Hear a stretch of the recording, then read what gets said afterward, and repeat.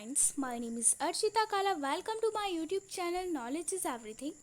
तो आज हम पढ़ने वाले हैं लेवल्स ऑफ गवर्नमेंट। हम लोग पढ़ेंगे गवर्नमेंट के बारे में बहुत ही अच्छे तरीके से। इंडिया, सबसे पहले हम आ जाते हैं इंडिया पर। India is a vast country. India एक वास्ट कंट्री है, एक बहुत ही बड़ी कंट्री है। अब सवाल ये उठता है कि how government manages to do all this, कि गवर्नमेंट इतनी बड़ी कंट्री को कैसे मैनेज कर लेगी। Governments work at different levels, इसलिए जो गवर्नमेंट है वो अलग अलग लेवल्स में काम करती है। Here the levels are given. First, सबसे पहले national level, second state level and the third one is local level. तो नेशनल लेवल को हम क्या कह सकते हैं, सेंट्रल लेवल भी कह सकते हैं।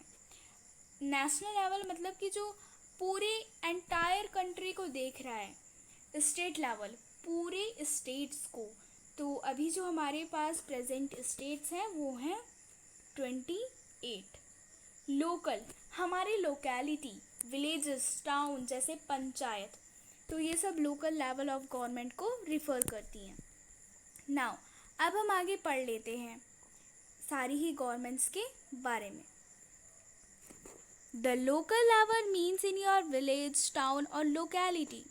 The state level would mean that which covers an entire state like Haryana or Assam, and the national level relates to the entire country. Local level of government का मतलब होता है हमारी विलेज की गवर्नमेंट, हमारे टाउन की और हमारी लोकेलिटी की जो गवर्नमेंट है उसे कहा जाता है local level of government.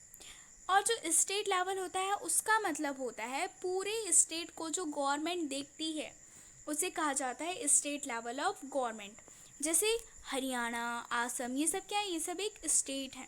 And the national level relates to the entire country, और जो नेशनल लेवल है वो पूरे कंट्री को रिफ़र होती है। नाउ यहाँ पर अब हम लोग एमएलए के बारे में भी पढ़ते हैं। Let's start.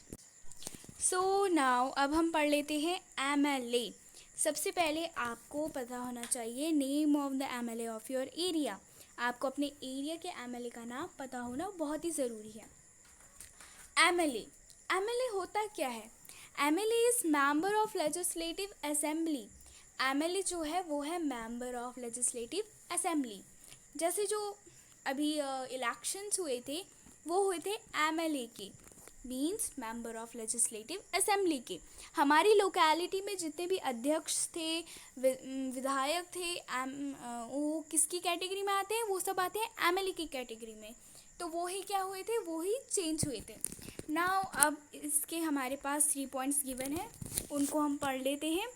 He she is the elected representative of the people, gets elected and become the member of legislative assembly, forms a government of state level. जो एमएलए है, सबसे पहले तो जो भी एमएलए का पीपल होगा, मेंबर ऑफ लेजिस्लेटिव असेंबली जो भी होगा वो इलेक्टेड होता है। हम लोगों को वो क्या करता है, हम लोगों को वो देखता है, हम पर रूल करता है। तो ये जब जीत जाता है, एमएलए जब जीत जाता है, जो भी गवर्नमेंट जीत जाती है उसको हम कहते हैं रूलिंग गवर्नमेंट, क्योंकि अब वो हम पर रूल करेगी, वो जैसा कहेंगे वो हमें करना पड़ेगा।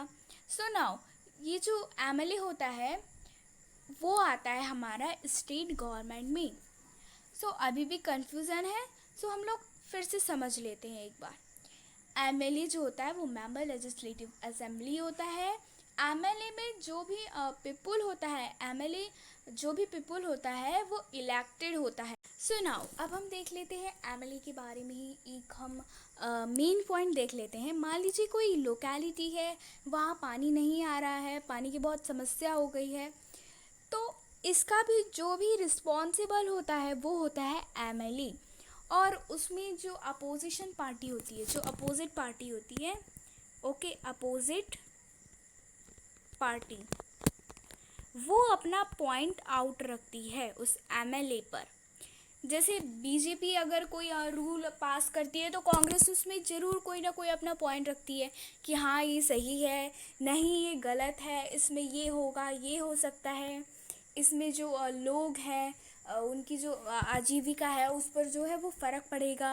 हमें ऐसा रूल नहीं लेना चाहिए। तो ये सब काम होता है अपोजिट पार्टी। तो अपोजिट पार्टी का भी होना क्या होता है, बहुत ज़रूरी होता है, क्योंकि अगर अपोजिट पार्टी नहीं होगी तो जो गवर्नमेंट है वो तो अपनी मनमानी करेगी। मान लीजिए कि अगर बीजेपी ने ये रूल पास कर दिया कि जो भी लोग हेलमेट नहीं पहनेंगे उन पर 10,000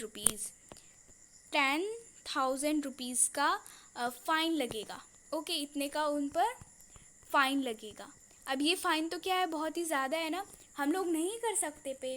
कभी क्या होता है, हेलमेट छूट जाता है, 3-4 बार छूट गया तो क्या होगा, हमें उतनी बार 10,000 देने पड़ेंगे। तो जो अपोजिट पार्टी होगी वो अपना पॉइंट रखेगी कि नहीं, ये फ़ाइन नहीं होना चाहिए, इसे कैंसिल करो। क्योंकि जो आम लोग होते हैं, आम आदमी जो होते हैं, वो लोग कहाँ से देंगे 10,000 रुपीज़।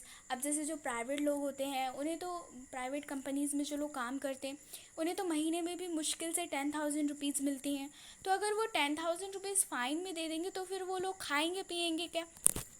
तो फिर जो अपोजिशन पार्टी होती है वो इस पर अपना पॉइंट रखती है, और जब लोग धरने देते हैं, अब अभी भी अगर कुछ कहने से, नारेबाजी लगाने से भी अगर जो गवर्नमेंट है इस रूल को वापस नहीं ले लेती, तो जो लोग हैं वो तहसील में जाते हैं और वहाँ पर धरने देते हैं, वहाँ पर नारेबाजी करते हैं, और किसी भी तरीके से क्या किया जाता है, इस रूल को फिर ले लिया जाता है। तो फिर जो अपोजिशन पार्टी होती है वो कहती है कि भले ही फ़ाइन रखो, लेकिन कितने का रखो, जैसे 500 या 100, 200, इतने का फ़ाइन तो जो लोग हैं वो भी दे सकते हैं। सो अब अपोजिशन पार्टी का इलेक्शन कैसे होता है। तो जैसे हम सभी जानते हैं कि 5 इयर्स के बाद इलेक्शंस होते हैं। अगर कोई इलेक्टेड मेंबर अच्छा काम नहीं कर रहा है तो लोग क्या करते हैं, उसे बीच में ही कैंसिल करवा देते हैं और दूसरा मेंबर जो है उसे चूज़ कर लेते हैं। सुनाओ, मान लीजिए कि एक जगह पर जो बीजेपी है तो वो जीती है 44 वोट से। ओके, जो कांग्रेस है, सी का मतलब यहाँ पे CO का मतलब CON, कांग्रेस, वो जीती है 21 वोट से। ओके, और जो आम आदमी पार्टी है, AMP लिख दिया जैसे मैंने, वो जीती है 10 वोट से। तो मतलब वो हार रखी है ना 44 वोट। इन तीनों में सबसे ज़्यादा है बीजेपी, भारतीय जनता पार्टी। तो ये लीड करेगी, ऐसा नहीं है कि ये लीड करेगी इसके कम है, ये लीड करेगी इसके और भी कम है। जिसके सबसे ज़्यादा वोट होंगे इसका मतलब है कि ज़्यादा लोग इनके पक्ष में हैं, तो इसलिए बीजेपी लीड करेगी क्योंकि उसकी 44 वोट्स हैं। कांग्रेस सेकंड नंबर पर है, कांग्रेस 21, और जो आम आदमी पार्टी है वो तो 10 वोट से है, मतलब वो पक्का हार ही गई। तो अब जो अपोजिशन पार्टी बनेगी वो बनेगी कांग्रेस, क्योंकि जो बीजेपी है उसके ज़्यादा वोट हैं तो वो करेगी लीड, बीजेपी करेगी, यहाँ पर हम लिख भी देते हैं लीड। और जो कांग्रेस पार्टी होगी वो होगी opposition party, OP, opposition party. क्योंकि बीजेपी के बाद जो सेकंड नंबर की पार्टी है वो है कांग्रेस। तो इस तरीके से क्या होता है, जो अपोजिशन पार्टी होती है उनका इलेक्शन किया जाता है। सो होप आप सभी को ये समझ में आ गया होगा। So don't forget to like, share and subscribe my channel, और कमेंट बॉक्स में कमेंट भी ज़रूर कीजिए। Thank you, bye bye, and keep watching my videos. Thank you.